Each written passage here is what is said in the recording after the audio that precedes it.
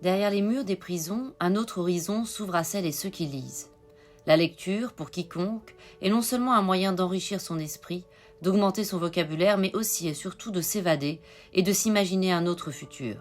Mettre le livre au cœur de la réinsertion des personnes détenues est depuis 10 ans la mission de l'association Lire pour en sortir, dont je suis fière d'être la marraine. L'histoire commence en juillet 2014, quand Alexandre Duval-Stala, avocat et écrivain, initie par un amendement à l'Assemblée nationale modifiant le code de procédure pénale une réforme judiciaire pionnière, faire de la pratique d'activités culturelles en prison, notamment la lecture, un motif d'un aménagement ou d'une remise de peine. En juillet 2015, les premiers bénévoles de Lire pour en sortir franchissent le seuil d'une prison pour accompagner des personnes détenues dans leur parcours de lecture. Dans la fraternité d'une lecture partagée à deux, ils se retrouvent toutes les semaines autour d'un livre. Tout devient possible, réapprendre à lire, se comprendre, discuter, penser. L'engagement au quotidien de nos bénévoles issus de la société civile assure le lien indispensable entre le dedans et le dehors.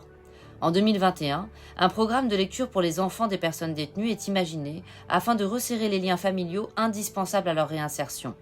Leurs enfants peuvent désormais partager un moment avec leurs parents autour d'un livre jeunesse. Et puis, Lire pour en sortir, ce sont aussi des rencontres littéraires avec des autrices et des auteurs. En tant qu'écrivaine, je vais régulièrement à la rencontre de personnes détenues pour discuter d'un de mes livres. Je le sais bien, écrire est aussi un moyen de s'exprimer.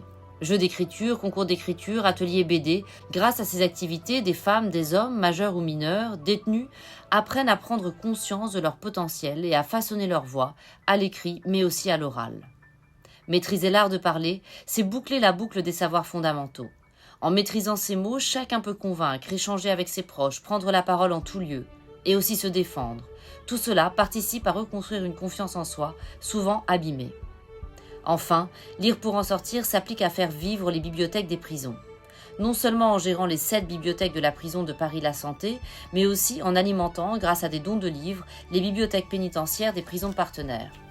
Depuis 10 ans, Lire pour en sortir est une grande et belle aventure républicaine qui fait vivre au quotidien le mot fraternité. Demain, ce seront 50 prisons, 500 bénévoles et 50 librairies indépendantes qui feront partie de cette formidable communauté humaine et citoyenne.